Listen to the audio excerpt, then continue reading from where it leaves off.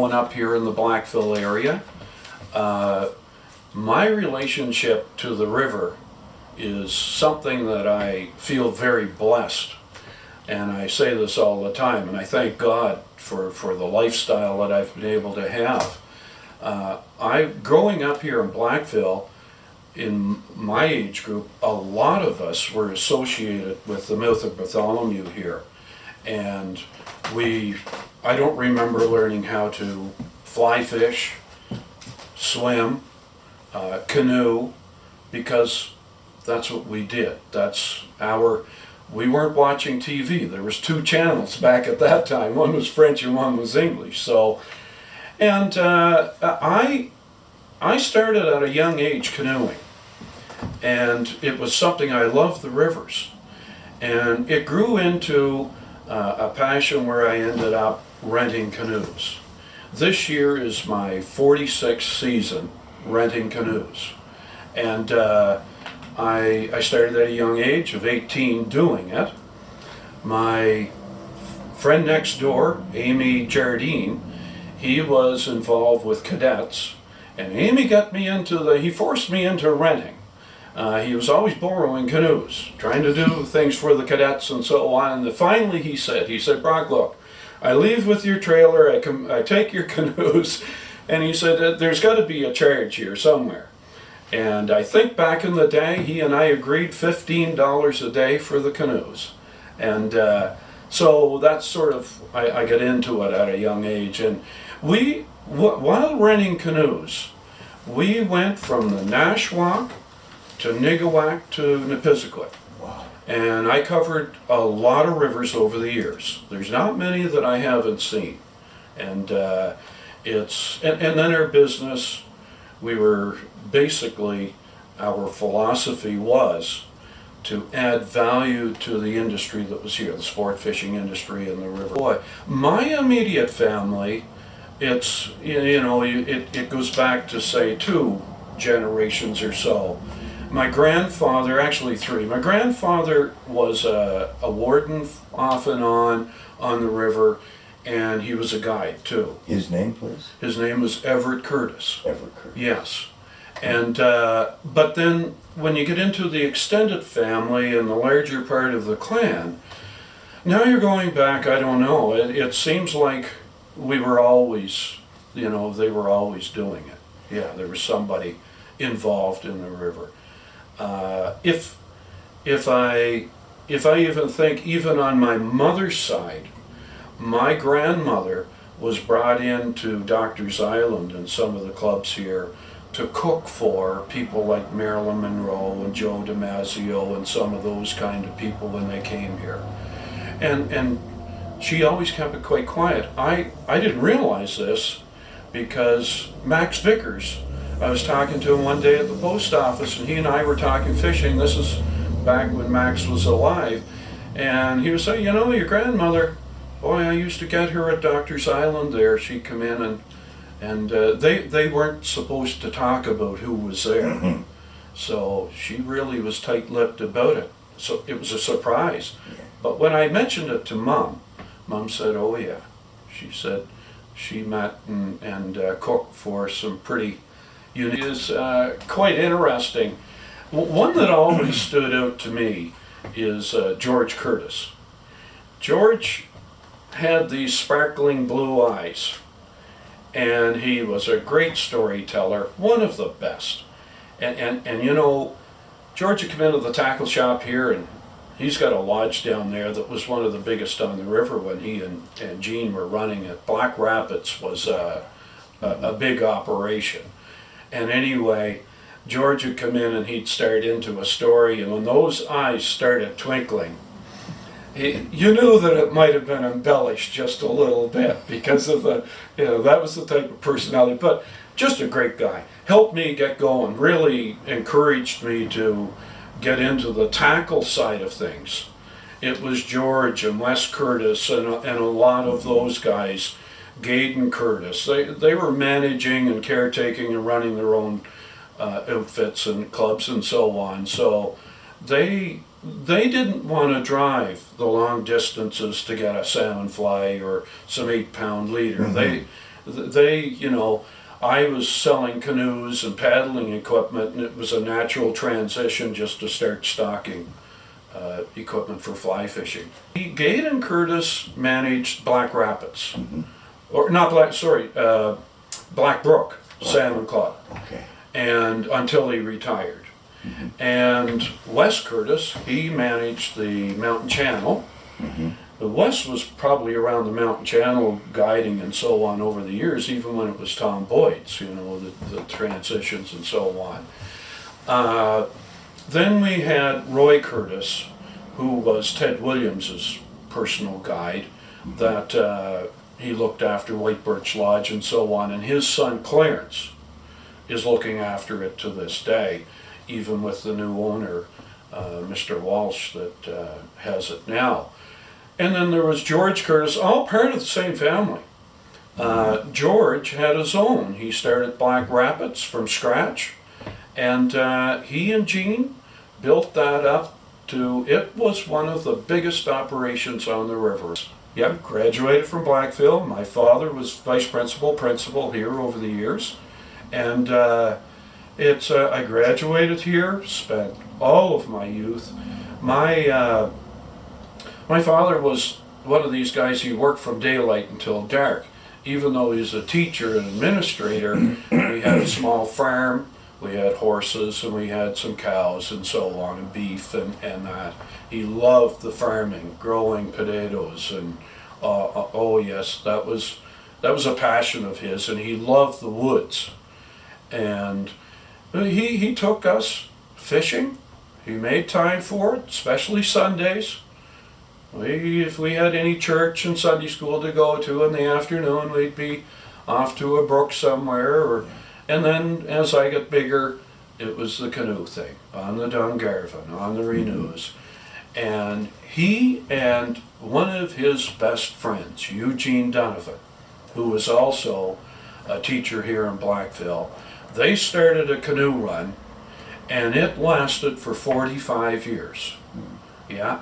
Those two old guys, and at the end of it, it was just 4 or 5 of us that was left that was going. And when Dad passed away, that became the end of it. But they started it. And we had numbers that, like 18. We'd try to accommodate in camps and booking camps and so on. Wow. There was so many that wanted to come. And I first got to know Mark Hambrook, sitting on the bank basically of the Cairns River. We would talk MSA and conservation and salmon, you know, way into the late hours of the night. And I have to say, Mark's passion for the river was tremendous, unreal, the commitment to it. So after high school, you went to university? Yes, went to UNB. And did the industrial education program to be an industrial education vocational teacher or whatever. And my whole career was basically in shops. I did almost everything in the teaching side of it in shops. I wasn't much of a classroom teacher. I was very fortunate.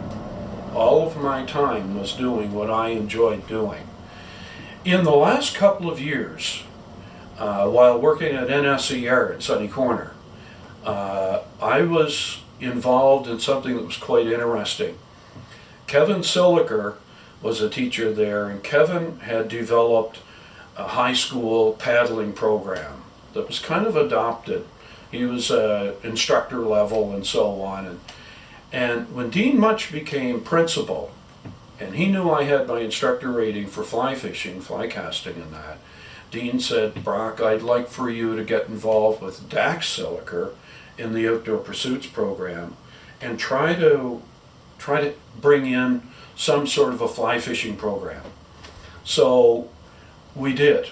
And for a full year, we taught 2 different semesters of Outdoor Pursuits together.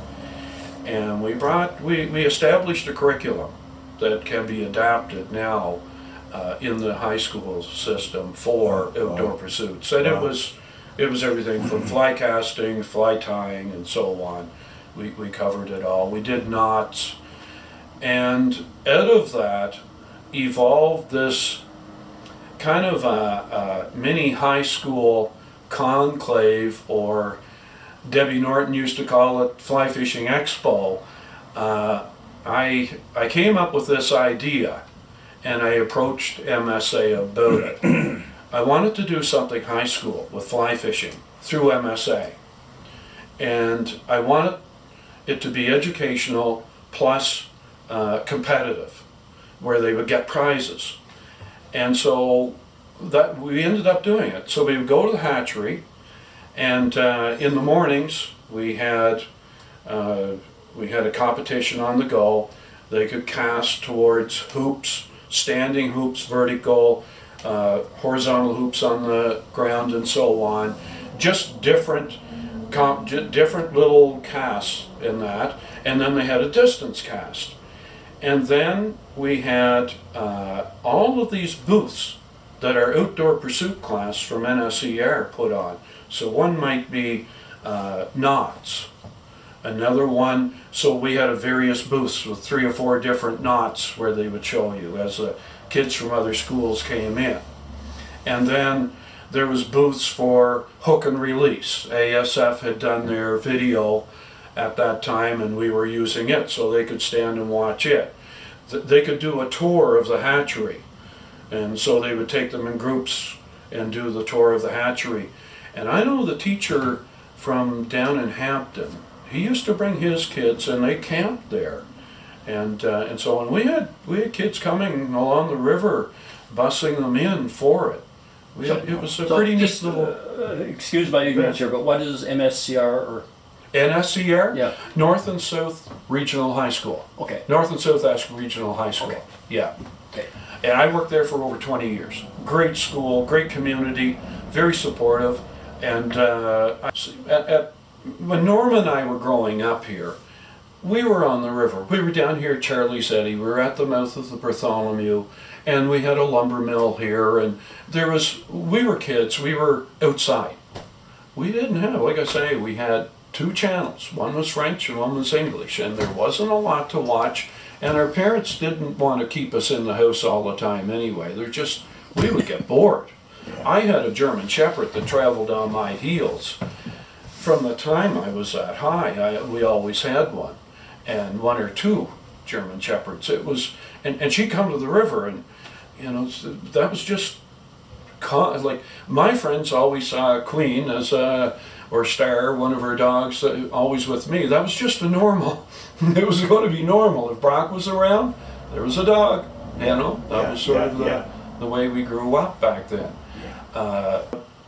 We lose mills, okay? Mm-hmm. We just keep having things taken away from us, whether it's private industry, provincial government, or federal government. They take away from this area, and it never gets returned.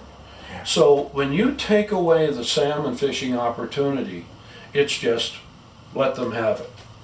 The attitude is it's just one more thing that they've taken from us. And that's the problem here in this area. Too much has been taken away. We don't even have a forestry station in Blackville. Mm-hmm. I have people come in here that want to report poaching. They don't know who to call or where to go to. Mm-hmm. And you get an answering machine. Yeah. And they don't want to leave their name and number to, who's going to pick that phone up at the DFO office? Mm-hmm. Yeah. It's all it's all just, it's terrible the way things have gone here. Yeah. And this was an industry, that was a very thriving.